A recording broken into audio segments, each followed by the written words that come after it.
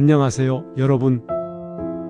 오늘 우리는 성경에서 가장 드라마틱하고 감동적인 인물 중 한 명인 요셉의 이야기를 함께 나누려고 합니다. 버려짐이 부르심이 될 때? 이 제목만 들어도 뭔가 가슴이 뜨거워지지 않으신가요? 우리 인생에서 가장 힘들고 절망적인 순간들, 모든 것이 끝난 것 같은 그 순간들이 사실은 하나님의 위대한 계획의 시작점이 될 수 있다는 것, 그것이 바로 요셉의 이야기가 우리에게 전하는 메시지입니다.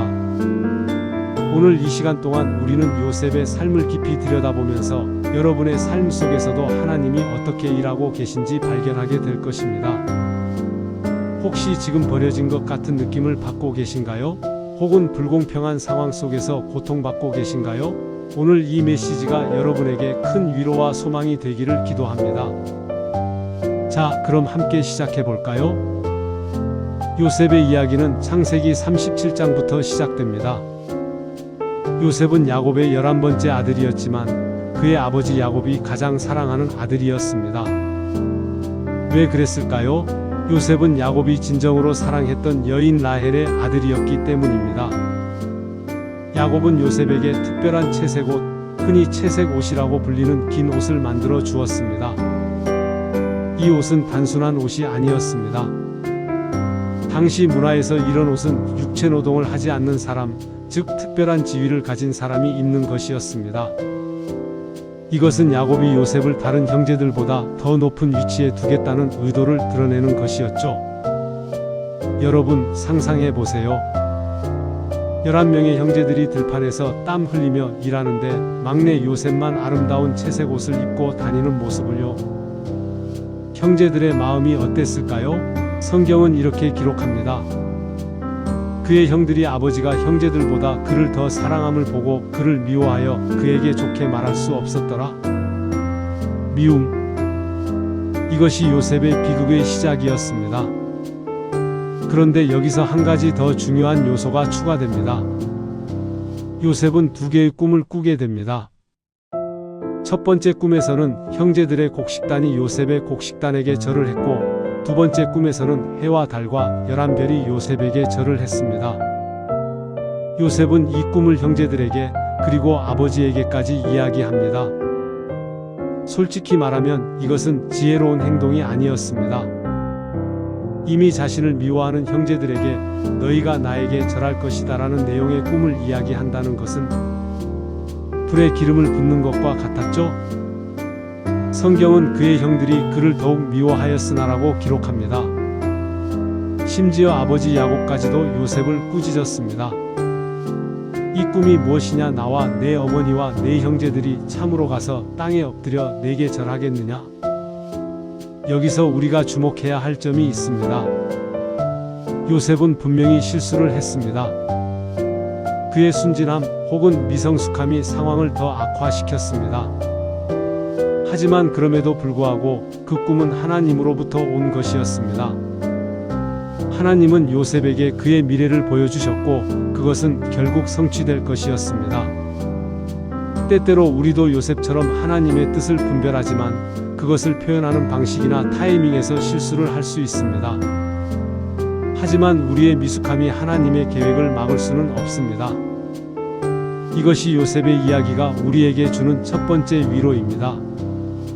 이제 이야기는 극적으로 전개됩니다. 어느 날 야곱은 요셉을 세겜으로 보내 형들의 안부를 살피고 오라고 합니다. 요셉은 순종하여 길을 떠납니다. 하지만 이것은 그의 인생에서 모든 것이 바뀌는 순간이 될 것이었습니다. 형들은 멀리서 요셉이 오는 것을 봅니다. 그 채색 옷이 눈에 띄었겠죠? 그리고 그들의 마음속에서 오랫동안 쌓여온 미움과 질투가 폭발합니다. 꿈꾸는 자가 오는도다. 이 말 속에는 얼마나 많은 조롱과 비웃음이 담겨 있습니까? 형들은 요셉을 죽이기로 모의합니다.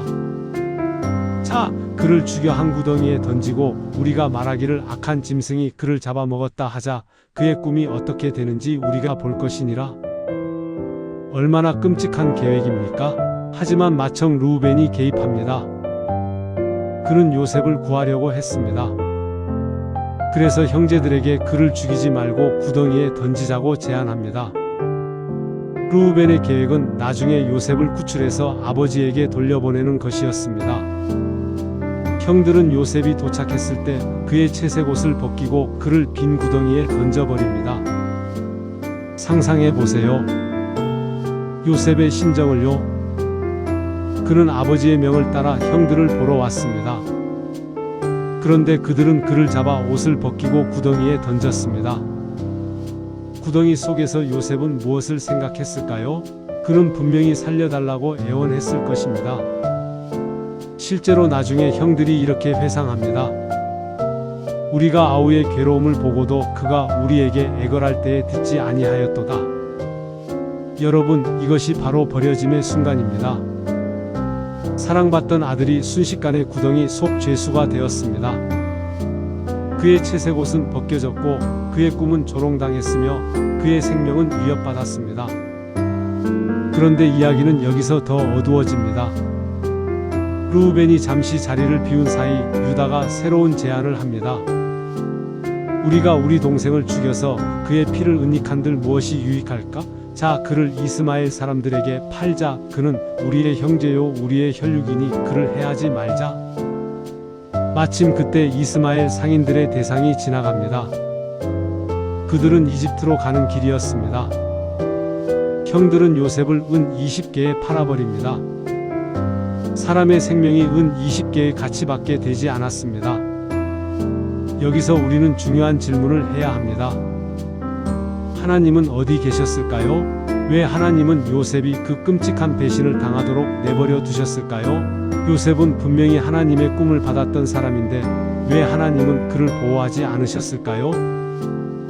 이것은 우리가 고통의 순간에 항상 던지는 질문입니다.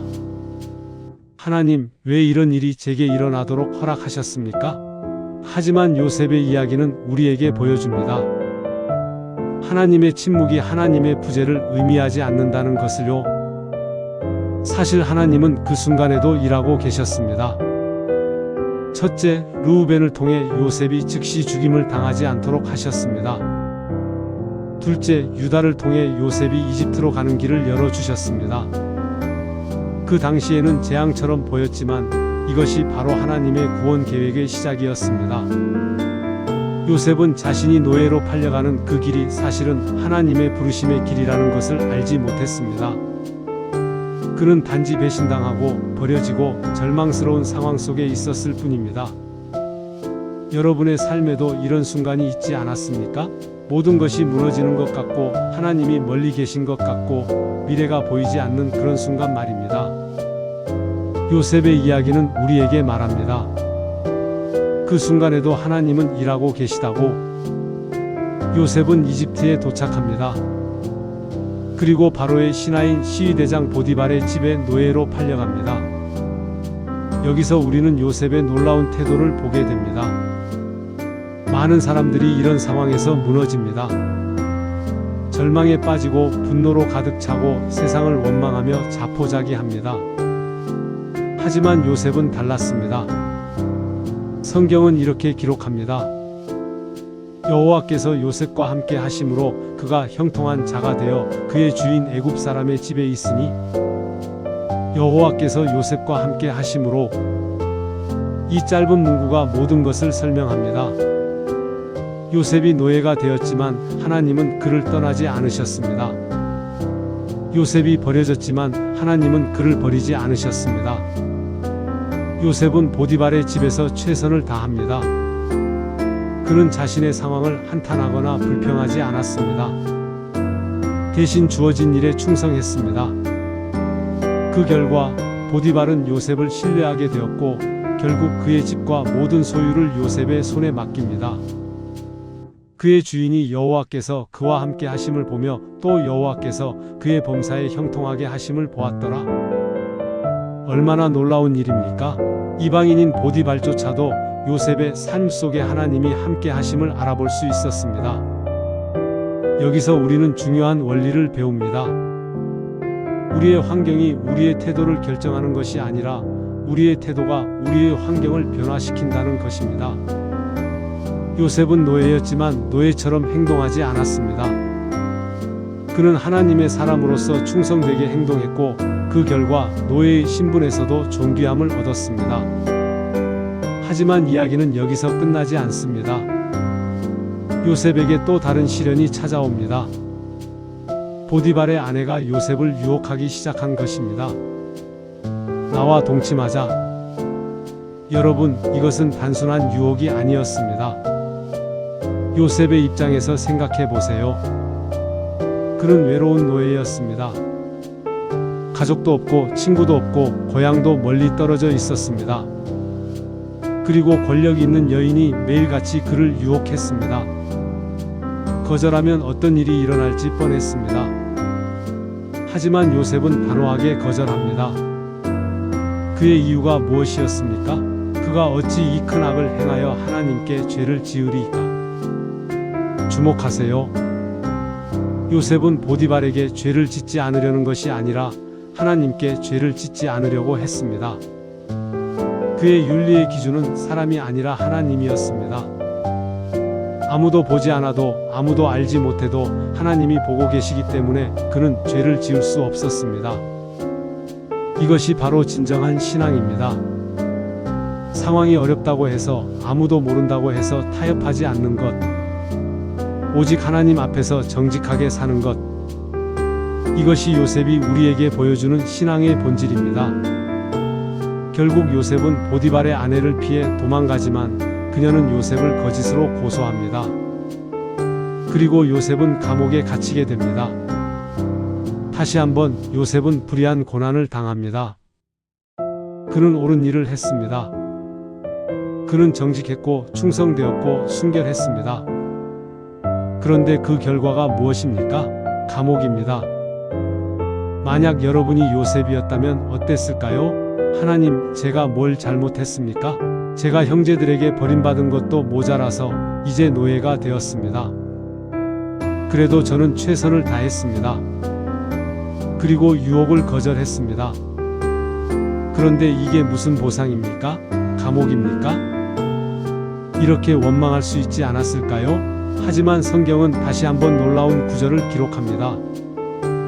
여호와께서 요셉과 함께 하시고 구덩이에서도 노예의 집에서도 그리고 이제 감옥에서도 하나님은 요셉과 함께 하셨습니다. 환경이 바뀌어도 하나님은 변하지 않으셨습니다. 그리고 감옥에서도 요셉은 똑같이 행동합니다. 그는 불평하거나 원망하지 않습니다. 대신 주어진 일에 충성합니다. 그 결과 간수장이 모든 죄수들을 요셉의 손에 맡깁니다. 노예의 집에서 관리자가 되었던 것처럼 감옥에서도 요셉은 리더가 됩니다. 이것이 바로 하나님이 함께 하시는 사람의 삶입니다. 환경이 그 사람을 정의하는 것이 아니라 그 사람이 환경을 변화시킵니다. 감옥에서 요셉은 두 명의 특별한 죄수를 만납니다. 바로의 술 맡은 관원장과 떡 굽는 관원장입니다. 어느 날 밤 그들은 각각 꿈을 꿉니다. 요셉은 하나님의 지혜로 그들의 꿈을 해석해 줍니다. 술 맡은 관원장에게는 좋은 소식이었습니다. 그는 3일 후에 복직될 것이었습니다. 요셉은 그에게 부탁합니다. 당신이 복직되면 저를 기억해 주시고 바로에게 말해서 저를 이 집에서 나가게 해 주십시오. 나는 히브리 사람의 땅에서 끌려왔고 여기서도 옥에 갇힐 일을 행하지 않았습니다. 요셉의 절박함이 느껴지지 않습니까? 그는 자신의 결백을 호소합니다. 그는 희망을 품습니다. 드디어 이 감옥에서 나갈 수 있을지도 모른다는 희망을요. 술 맡은 관원장은 복직됩니다. 요셉의 해석이 정확히 들어맞았습니다. 그런데 성경은 이렇게 기록합니다. 술 맡은 관원장이 요셉을 기억하지 아니하고 그를 잊었더라. 잊혀졌습니다. 요셉은 다시 한번 버려졌습니다. 그의 마지막 희망이었던 그 사람이 그를 완전히 잊어버렸습니다. 여러분, 이 순간의 요셉의 심정을 상상해 보십시오. 날마다 그는 기다렸을 것입니다. 오늘은 소식이 올까? 오늘은 누군가 나를 찾으러 올까? 하지만 아무 일도 일어나지 않았습니다. 하루가 지나고 일주일이 지나고 한 달이 지나고 그렇게 2년이라는 시간이 흘러갑니다. 2년입니다. 무려 730일 동안 요셉은 잊혀진 채로 감옥에 있었습니다. 이 2년은 요셉의 인생에서 가장 힘든 시간이었을지도 모릅니다. 구덩이에 던져졌을 때는 순식간의 사건이었습니다. 노예로 팔렸을 때도 적어도 무언가 일어나고 있었습니다. 하지만 이 2년은 아무것도 일어나지 않았습니다. 그저 잊혀진 채로 하루하루를 견디는 시간들이었습니다. 혹시 여러분도 이런 잊혀진 시간들을 경험하고 계신가요? 아무것도 변하지 않는 것 같고 하나님이 침묵하시는 것 같고 모든 것이 정체되어 있는 것 같은 그런 시간 말입니다. 우리는 드라마틱한 시련은 견딜 수 있습니다. 하지만 이렇게 길고 지루한 기다림은 때로 더 힘듭니다. 아무 일도 일어나지 않는 것처럼 보이는 그 시간들 속에서 우리는 절망하고 의심하고 포기하고 싶어집니다. 하지만 하나님의 시간표는 우리의 시간표와 다릅니다. 하나님은 그 2년의 시간을 낭비하지 않으셨습니다. 그 시간 동안 여러 가지 일들이 일어나고 있었습니다. 첫째, 요셉의 품성이 더욱 깊어지고 있었습니다. 고난은 우리를 성숙하게 만듭니다. 요셉은 그 기다림의 시간 속에서 더욱 하나님을 의지하는 법을 배웠을 것입니다. 그는 사람에게 의지하는 것이 얼마나 헛된 것인지 배웠을 것입니다. 둘째, 하나님의 때가 무르익고 있었습니다. 하나님은 정확한 타이밍에 요셉을 이집트의 총리로 세우실 계획을 갖고 계셨습니다. 너무 이르면 안 되고 너무 늦어도 안 됩니다. 하나님은 모든 것을 완벽한 타이밍에 맞추고 계셨습니다. 셋째, 이집트와 주변 세계의 상황이 준비되고 있었습니다. 바로가 꿈을 꾸게 될 때가 다가오고 있었고 기근이 올 때가 준비되고 있었습니다. 우리는 우리 삶의 한 조각만 볼 수 있지만 하나님은 전체 그림을 보고 계십니다. 요셉이 감옥에서 잊혀진 것처럼 보였던 그 2년은 사실 하나님의 위대한 계획이 펼쳐지기 위한 준비 시간이었습니다. 여러분의 기다림도 헛되지 않습니다. 하나님은 그 시간을 통해 여러분을 준비시키고 계십니다. 그리고 정확한 때에 그분의 계획을 이루실 것입니다. 그리고 드디어 그날이 옵니다. 바로가 꿈을 꿉니다. 7마리의 살진 암소와 7마리의 여인 암소, 7개의 무성한 이삭과 7개의 가는 이삭에 관한 꿈이었습니다. 바로는 불안했지만 이집트의 모든 박사와 현인들이 그 꿈을 해석하지 못했습니다. 바로 그때 술 맡은 관원장이 갑자기 요셉을 기억합니다. 2년 전의 기억이 떠오른 것입니다. 그는 바로에게 감옥에 있는 히브리 청년에 대해 이야기합니다. 요셉은 급히 감옥에서 불려 나옵니다. 그는 면도하고 옷을 갈아입고 바로 앞에 섭니다. 그날 아침 요셉은 평범한 감옥의 하루를 시작했을 것입니다. 하지만 하루가 끝날 때쯤 그는 바로 앞에 서 있었습니다. 이것이 바로 하나님의 시간입니다. 13년 동안 아무것도 변하지 않는 것 같았습니다. 하지만 하나님의 때가 되었을 때 모든 것이 하루 만에 바뀌었습니다. 바로가 요셉에게 말합니다. 내가 꿈을 꾸었으나 그것을 해석하는 자가 없더니 들은즉 내가 계속 이어서 만들어줘 오전 1155꿈을 들으면 능히 푼다더라. 여기서 요셉의 대답을 주목하십시오. 내가 아니라 하나님이 바로에게 편안한 대답을 하시리이다. 얼마나 놀라운 겸손입니까? 요셉은 자신을 높이지 않습니다. 13년 동안의 고난 속에서도 그는 교만해지지 않았습니다. 오히려 더욱 겸손해졌습니다. 그는 자신의 능력을 자랑하지 않고 오직 하나님만을 높입니다. 이것이 바로 그 긴 기다림의 시간이 요셉에게 가르쳐준 것입니다. 만약 요셉이 노예로 팔린 지 1년 만에 총리가 되었다면 어땠을까요? 그는 자신의 능력을 자랑했을지도 모릅니다. 하지만 13년의 고난은 그에게 모든 것이 하나님의 은혜라는 것을 가르쳐 주었습니다. 요셉은 바로의 꿈을 해석합니다. 7해의 풍년이 있을 것이고 그 후 7해의 흉년이 있을 것이라고 말입니다. 그리고 요셉은 단순히 해석만 하지 않습니다. 그는 지혜로운 해결책도 제시합니다. 풍년 때 곡식을 저장해서 흉년을 대비하라고 조언합니다. 바로와 그의 신하들은 감동받습니다.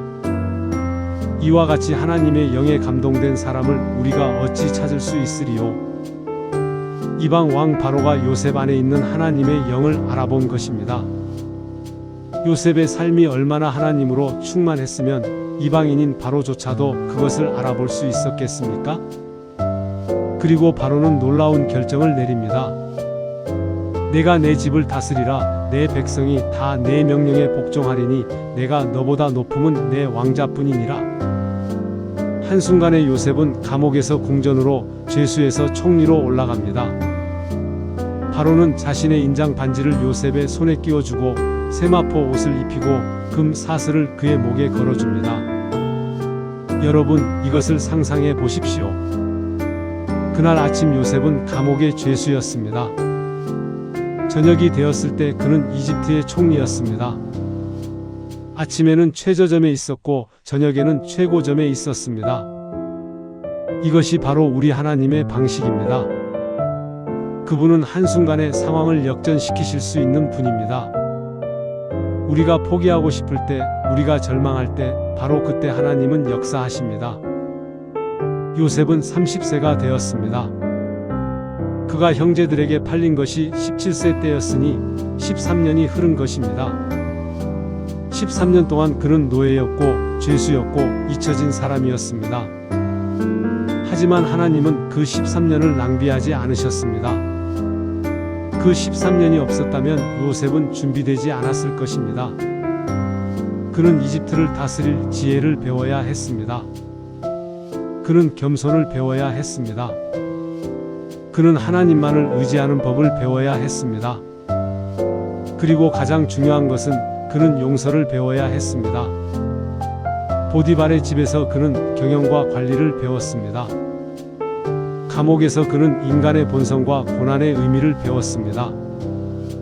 그리고 그 모든 경험이 합쳐져서 요셉은 이집트의 총리가 될 준비가 된 것입니다. 하나님은 우리의 고난을 낭비하지 않으십니다.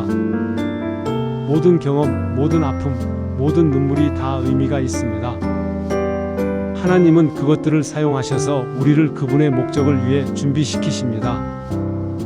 요셉은 이제 애굽의 모든 땅을 다스리며 풍년 동안 곡식을 저장하기 시작합니다. 그리고 정말로 7해의 풍년이 오고 그 후 7해의 흉년이 옵니다. 흉년이 심해지자 온 세상이 곡식을 사기 위해 이집트로 옵니다. 그리고 그 중에는 요셉의 형들도 있었습니다.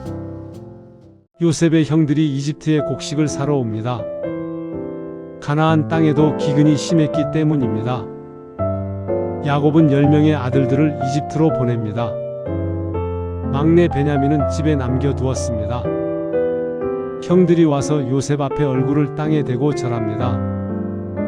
이 순간을 상상해 보십시오. 22년 전 요셉이 그들에게 이야기했던 꿈이 이루어지는 순간입니다.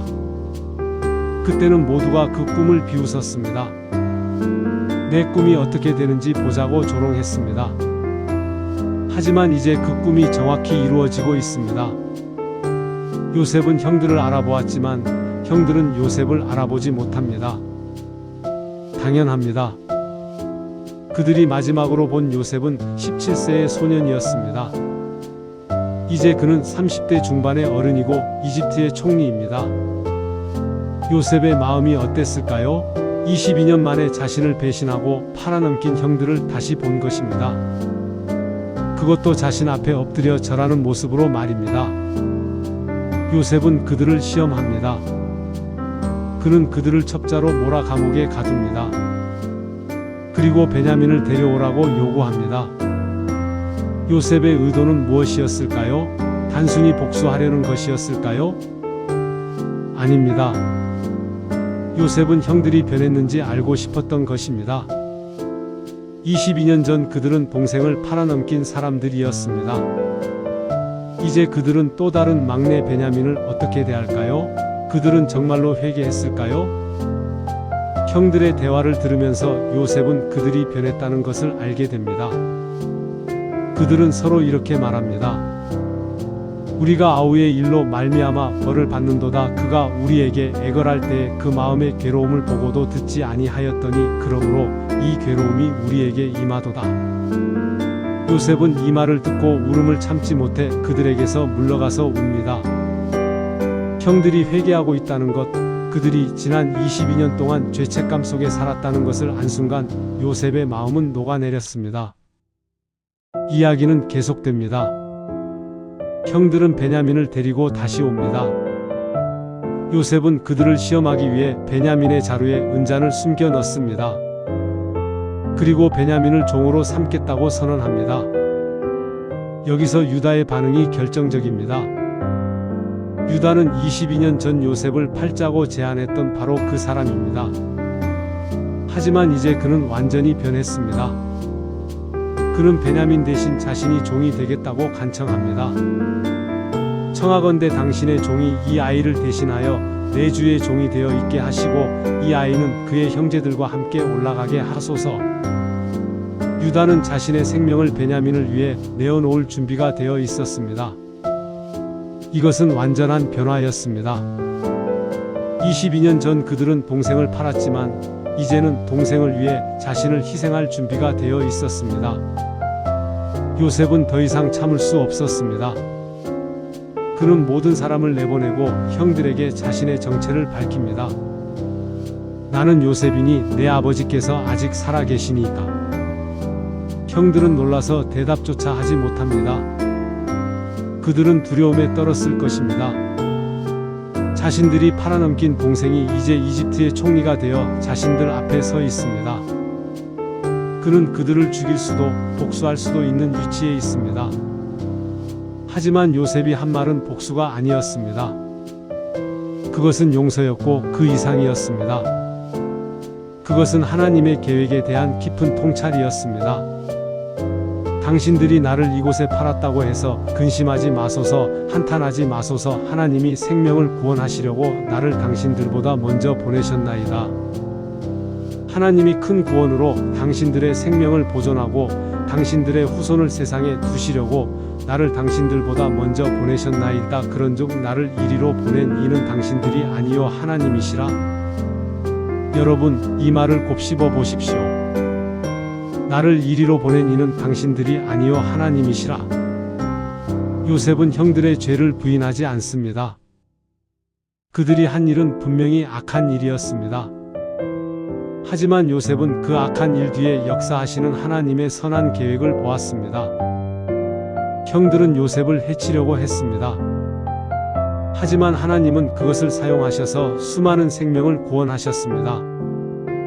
이집트 백성들을 그리고 야곱의 가족을, 즉 이스라엘 민족을 구원하신 것입니다.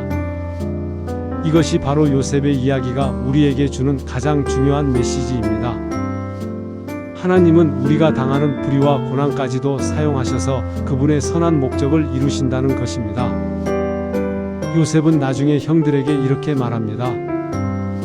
당신들은 나를 해하려 하였으나 하나님은 그것을 선으로 바꾸사 오늘과 같이 많은 백성의 생명을 구원하게 하시려 하셨나니. 이것은 성경 전체를 관통하는 진리입니다. 인간의 악한 계획도 하나님의 선한 계획을 막을 수 없습니다.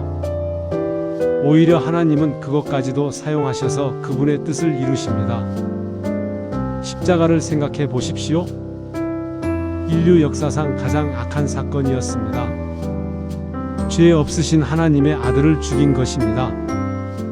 하지만 하나님은 바로 그 십자가를 통해 인류를 구원하셨습니다. 가장 악한 사건이 가장 선한 결과를 낳은 것입니다. 요셉의 이야기도 마찬가지입니다. 형들의 배신, 보디발의 아내의 거짓 고소, 술 맡은 관원장의 배신, 이 모든 악한 일들을 통해 하나님은 민족을 구원하는 계획을 이루셨습니다. 요셉의 이야기를 처음부터 끝까지 보면 우리는 하나님의 놀라운 섭리를 발견하게 됩니다. 17세의 요셉은 형들에게 팔렸습니다. 그때 그것은 재앙처럼 보였습니다. 하지만 그것이 없었다면 요셉은 이집트에 갈 수 없었을 것입니다. 보디발의 집에서 요셉은 노예가 되었습니다. 하지만 거기서 그는 이집트의 문화와 언어 그리고 경영 방식을 배웠습니다. 보디발의 아내의 거짓 고소로 요셉은 감옥에 갔습니다. 하지만 그 감옥에서 그는 바로의 신하들을 만났고 결국 그것이 바로 앞에 서게 되는 통로가 되었습니다. 2년 동안 잊혀진 것처럼 보였습니다. 하지만 그 2년은 하나님의 완벽한 타이밍을 위한 준비 시간이었습니다. 모든 것이 연결되어 있었습니다. 하나의 사건도 우연이 아니었습니다. 하나님은 처음부터 끝까지 모든 것을 계획하고 계셨습니다. 요셉이 구덩이에 던져졌을 때 그것은 버려짐이었습니다. 하지만 그것은 동시에 부르심의 시작이었습니다. 하나님은 요셉을 이집트의 총리로 부르셨고 그 부르심을 이루기 위해 그를 그 길로 인도하셨습니다. 여러분의 삶도 마찬가지입니다. 지금 여러분이 겪고 있는 어려움, 그 불공평한 상황, 그 이해할 수 없는 고난, 그것이 단순히 버려짐처럼 보일 수 있습니다. 하지만 하나님의 관점에서 보면 그것은 여러분을 향한 하나님의 부르심의 일부일 수 있습니다. 요셉의 이야기가 우리에게 주는 교훈을 정리해 봅시다. 첫째, 하나님은 우리를 버리지 않으십니다. 구덩이에서도, 노예의 집에서도, 감옥에서도 성경은 반복해서 말합니다. 여호와께서 요셉과 함께 하심으로 환경이 바뀌어도 하나님은 변하지 않으십니다. 여러분이 어떤 상황에 있든지 하나님은 여러분과 함께 하십니다. 여러분이 그것을 느끼지 못할 수도 있습니다. 하지만 하나님은 거기 계십니다. 둘째, 하나님의 타이밍은 완벽합니다. 13년이 걸렸습니다. 우리의 관점에서는 너무 긴 시간입니다. 하지만 하나님의 관점에서는 필요한 시간이었습니다. 요셉을 준비시키고 상황을 준비하고 모든 것을 완벽하게 맞추기 위한 시간이었습니다. 여러분의 기다림도 헛되지 않습니다. 하나님은 정확한 때에 일하십니다. 셋째, 하나님은 악까지도 선으로 바꾸십니다. 형들의 배신, 보디발의 아내의 거짓말, 술 맡은 관원장의 배신, 모든 악한 일들이 결국은 하나님의 선한 계획을 이루는 도구가 되었습니다. 여러분이 당한 불에, 여러분이 받은 상처, 여러분이 경험한 배신, 하나님은 그것조차도 사용하셔서 여러분을 축복하시고 다른 사람들을 축복하는 도구로 만드실 수 있습니다. 넷째, 고난은 우리를 성숙시킵니다. 요셉은 17세에 교만하고 미성숙한 소년이었습니다. 하지만 30세에 그는 겸손하고 지혜로운 지도자가 되어 있었습니다. 그 변화는 어떻게 일어났을까요? 13년의 고난을 통해서였습니다. 하나님은 우리를 편안하게 만드시려는 것이 아니라 우리를 성숙하게 만드시려고 합니다. 그리고 때로 그 과정에는 고난이 필요합니다. 다섯째, 용서는 우리를 자유롭게 합니다. 요셉은 형들을 용서했습니다. 그는 복수할 수도 있었지만 대신 용서를 선택했습니다. 그리고 그 용서를 통해 가족이 회복되었고 민족이 보존되었습니다. 용서는 상대방을 위한 것이기도 하지만 무엇보다 우리 자신을 위한 것입니다. 미움과 분노는 우리를 감옥에 가두지만 용서는 우리를 자유롭게 합니다. 여섯째, 하나님의 계획은 우리 개인을 넘어섭니다. 요셉의 고난은 단지 요셉만을 위한 것이 아니었습니다. 그것은 이집트 백성을 위한 것이었고 야곱의 가족을 위한 것이었고 궁극적으로는 온 세상을 위한 것이었습니다. 왜냐하면 이스라엘 민족을 통해 메시아가 오실 것이기 때문입니다. 하나님은 여러분의 삶도 사용하셔서 다른 사람들을 축복하기 원하십니다. 여러분이 겪는 고난은 여러분만을 위한 것이 아닐 수 있습니다. 그것은 여러분을 통해 다른 사람들이 축복받기 위한 것일 수 있습니다. 요셉의 이야기는 수천 년 전의 이야기입니다. 하지만 그것은 오늘 우리에게도 여전히 말씀하고 있습니다. 혹시 지금 구덩이 같은 상황에 계신가요? 형제들에게, 친구들에게, 동료들에게 배신당한 기분이 드시나요? 억울하고 불공평한 일을 당하셨나요? 요셉의 이야기는 여러분에게 말합니다. 이것은 끝이 아니라고. 이것은 시작이라고. 하나님은 지금도 여러분과 함께 하시고 여러분을 위한 계획을 갖고 계시다고. 혹시 노예처럼 살고 계신가요? 원하지 않는 상황 속에 갇혀 있나요? 자유를 잃어버린 것 같나요? 요셉의 이야기는 여러분에게 말합니다. 여러분의 환경이 여러분을 정의하지 않는다고. 여러분이 어디에 있든지 주어진 일에 충성하십시오. 하나님은 그것을 보고 계십니다. 그리고 그분의 때에 여러분을 높이실 것입니다. 혹시 감옥 같은 곳에 계신가요? 아무도 여러분을 기억하지 않는 것 같나요? 잊혀진 기분이 드시나요? 요셉의 이야기는 여러분에게 말합니다. 하나님은 여러분을 잊지 않으셨다고. 사람은 잊을 수 있지만 하나님은 절대 잊지 않으십니다. 지금은 기다림의 시간이지만 하나님의 때가 반드시 올 것입니다. 혹시 유혹의 직면에 계신가요? 타협하면 쉬워질 것 같나요? 아무도 모를 것 같나요? 요셉의 이야기는 여러분에게 말합니다. 정직하십시오. 순결하십시오.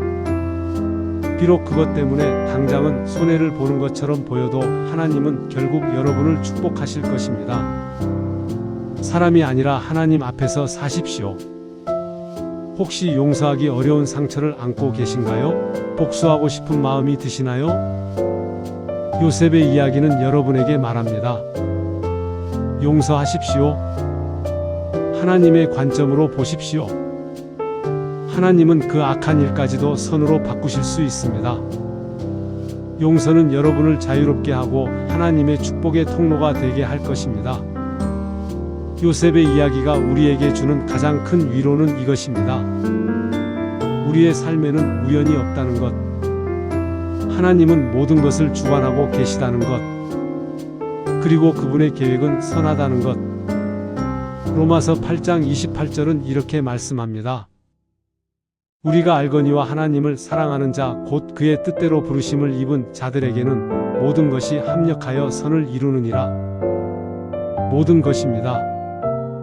좋은 것만이 아닙니다.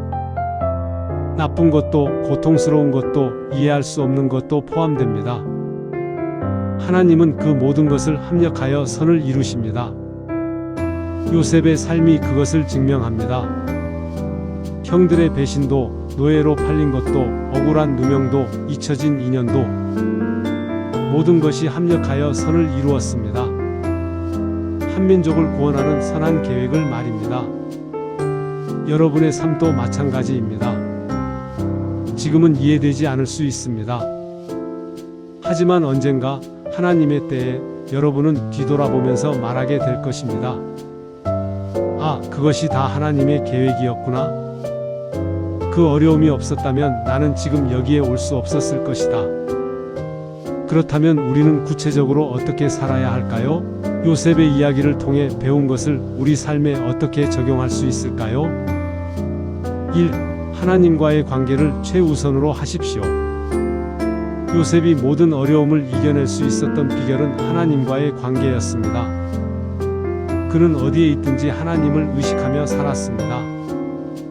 보디발의 아내의 유혹을 거절한 이유도 하나님께 죄를 짓지 않기 위해서였습니다. 우리도 마찬가지입니다. 매일 하나님과 시간을 보내십시오. 기도하고 말씀을 읽고 그분의 음성을 들으십시오. 환경이 아무리 어려워도 하나님과의 관계가 견고하면 우리는 흔들리지 않을 수 있습니다. 2. 주어진 자리에서 최선을 다하십시오. 요셉은 노예의 자리에서도 감옥에서도 최선을 다했습니다. 그는 자신의 상황을 한탄하지 않고 주어진 일에 충성했습니다. 그 결과 어디에 가든지 그는 리더가 되었습니다. 우리도 지금 있는 자리에서 최선을 다해야 합니다. 이 일은 내가 원한 일이 아니야. 이것은 내 수준에 맞지 않아라고 불평하지 마십시오. 하나님이 여러분을 그 자리에 두셨다면 그곳에서 최선을 다하십시오. 하나님은 충성된 사람을 통해 일하십니다. 골로새서 3장 23-24절은 말씀합니다. 무슨 일을 하든지 마음을 다하여 주께 하듯 하고 사람에게 하듯 하지 말라. 이는 기업의 상을 주께 받을 줄 알미니 너희는 주 그리스도를 섬기느니라. 3. 인격을 타협하지 마십시오. 요셉은 어떤 상황에서도 자신의 인격을 타협하지 않았습니다. 유혹이 있었지만 거절했습니다. 그것 때문에 감옥에 갔지만 그는 후회하지 않았습니다. 우리 시대는 타협을 요구합니다. 모두가 그렇게 해. 한 번쯤은 괜찮아. 아무도 모를 거야 라고 속삭입니다. 하지만 하나님의 사람은 다르게 살아야 합니다. 단기적으로는 손해를 보는 것처럼 보여도 장기적으로는 하나님이 축복하십니다. 다니엘서 6장 10절의 다니엘처럼 우리도 전에 하던 대로 하나님 앞에 정직하게 살아야 합니다. 환경이 바뀌어도 우리의 원칙은 바뀌지 말아야 합니다. 4. 기다림을 배우십시오. 요셉은 13년을 기다렸습니다. 그것은 긴 시간이었습니다. 하지만 그 기다림은 헛되지 않았습니다. 하나님은 그 시간을 사용하셔서 요셉을 준비시키셨습니다.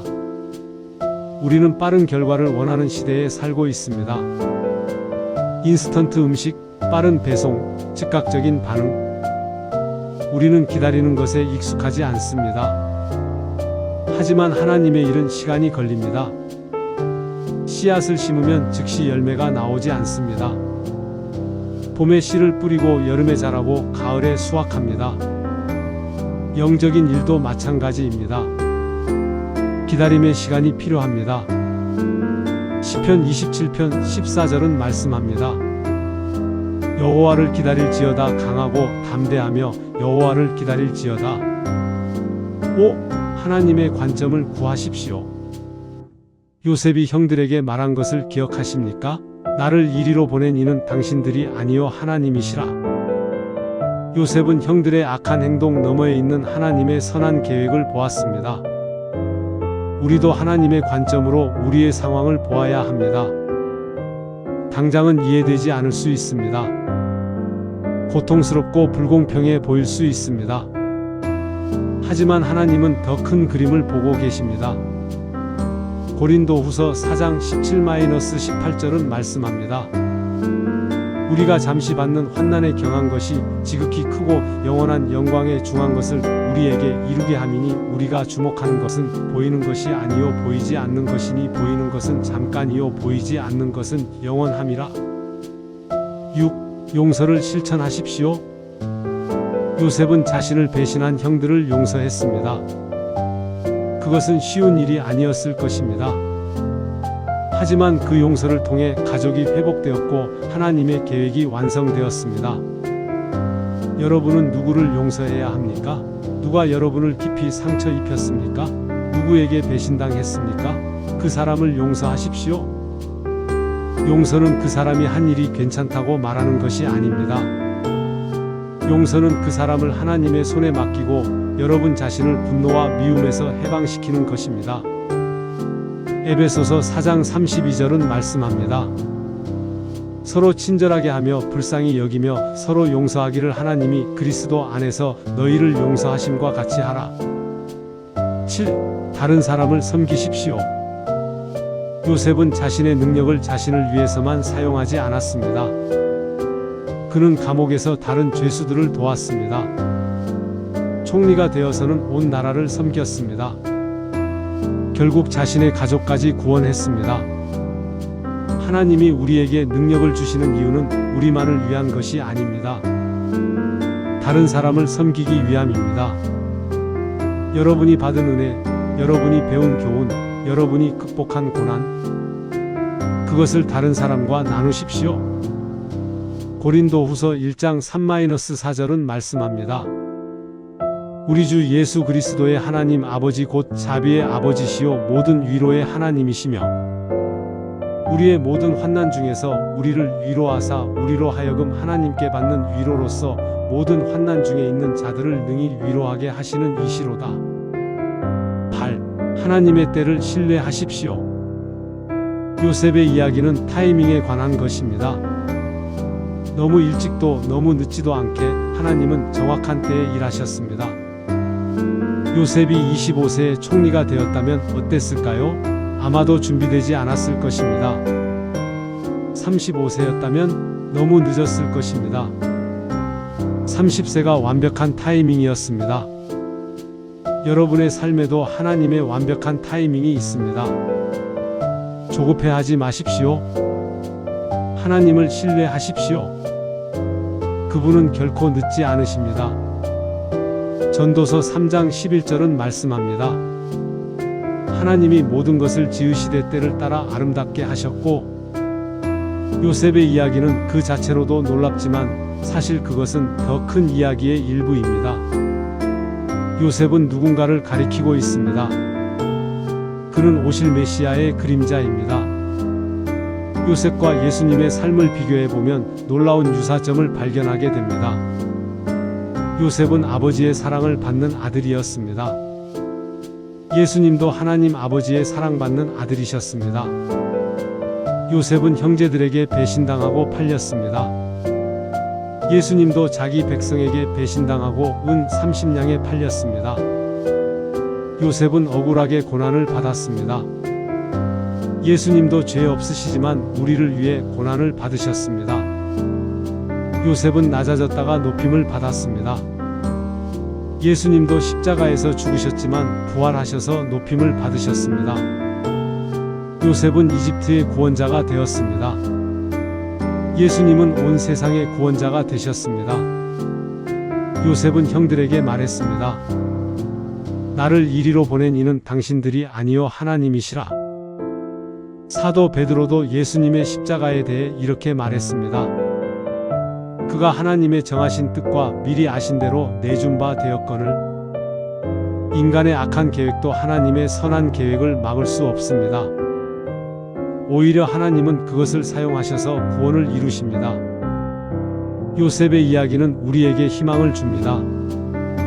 하지만 예수님의 이야기는 우리에게 구원을 줍니다. 요셉은 육신의 생명을 구원했습니다. 예수님은 영혼의 생명을 구원하십니다.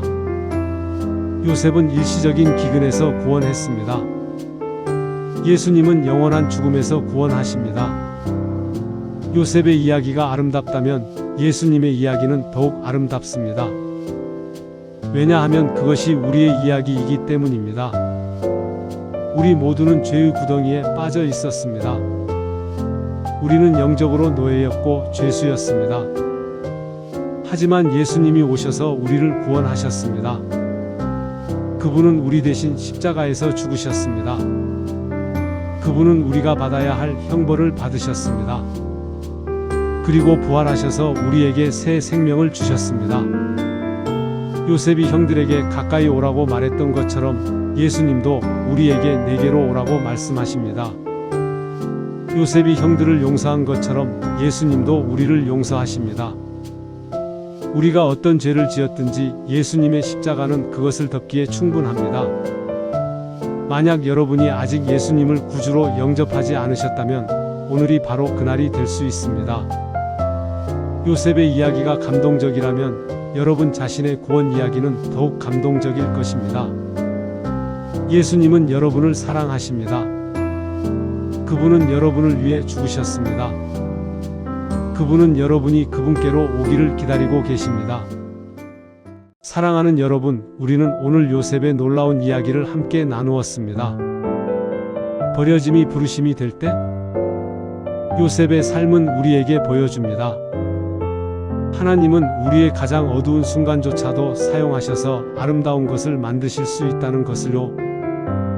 지금 여러분이 어떤 상황에 있든지 포기하지 마십시오. 하나님은 여러분과 함께 하십니다. 그분은 여러분을 위한 계획을 갖고 계십니다. 그리고 그 계획은 선한 것입니다. 여러분의 구덩이가 여러분의 궁전으로 가는 길이 될 수 있습니다. 여러분의 노예 생활이 여러분의 훈련 기간이 될 수 있습니다. 여러분의 감옥이 여러분의 승진을 위한 대기실이 될 수 있습니다. 하나님을 신뢰하십시오. 그분의 때를 기다리십시오. 주어진 일에 충성하십시오. 인격을 타협하지 마십시오. 그리고 다른 사람을 용서하십시오. 그러면 여러분도 언젠가 요셉처럼 말할 수 있을 것입니다. 당신들은 나를 해하려 하였으나 하나님은 그것을 선으로 바꾸셨습니다. 여러분의 이야기는 아직 끝나지 않았습니다. 가장 좋은 장은 아직 오지 않았을 수도 있습니다. 하나님을 신뢰하고 계속 걸어가십시오. 하나님이 요셉과 함께 하셨던 것처럼 그분은 여러분과도 함께 하십니다. 그리고 요셉을 높이셨던 것처럼 그분은 여러분도 높이실 것입니다. 오늘 이 메시지가 여러분에게 위로와 소망이 되기를 기도합니다. 하나님의 축복이 여러분과 함께 하기를 기원합니다. 이제 기도로 마무리하겠습니다. 사랑하는 하나님, 오늘 요셉의 이야기를 통해 저희에게 말씀해 주심을 감사드립니다. 버려진 것 같았던 순간들이 실은 주님의 부르심이었음을 깨닫게 하시니 감사합니다.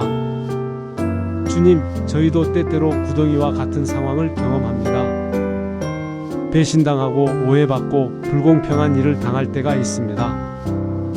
그럴 때 저희는 주님이 어디 계신지 궁금해합니다. 하지만 오늘 요셉의 이야기를 통해 배웠습니다. 주님은 구덩이에서도 노예의 집에서도 감옥에서도 요셉과 함께 하셨다는 것을요. 주님은 결코 우리를 떠나지 않으신다는 것을요. 주님, 저희에게 요셉과 같은 믿음을 주시옵소서. 어떤 상황에서도 주님을 신뢰하는 믿음, 주어진 일에 충성하는 성실함, 유혹 앞에서도 흔들리지 않는 정직함을 주시옵소서. 저희가 기다림의 시간을 견딜 수 있도록 도와주시옵소서. 주님의 때가 완벽하다는 것을 믿게 하시고 조급해하지 않고 주님을 신뢰하며 기다릴 수 있게 하옵소서. 저희에게 용서하는 마음을 주시옵소서. 요셉이 형들을 용서한 것처럼 저희도 저희를 상처 입힌 사람들을 용서할 수 있게 하옵소서. 그 용서를 통해 저희가 자유로워지고 주님의 계획이 이루어지게 하옵소서. 주님, 저희가 겪는 고난이 헛되지 않음을 믿게 하옵소서.